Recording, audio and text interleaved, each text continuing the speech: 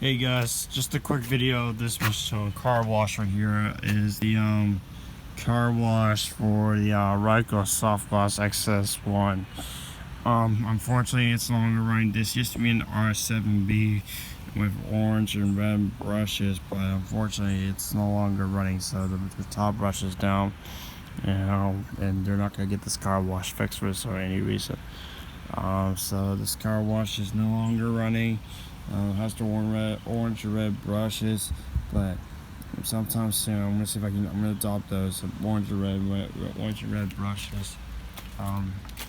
You can see the front wash arms attached, the green brushes, the treadle. And yeah, this was an R7 before, but now it's a Ryko SoftGloss XS1, and it's no longer running. And it's too expensive to buy this, so I'm gonna try to see if I can afford the brushes, airlift doors, the code box, and the vacuums are torn out too. So, yep. But overall, this car wash was a good one. All right. Well, thanks for watching this video. Have a nice day. And car wash videos, you're gonna like this. Thanks for watching. Bye.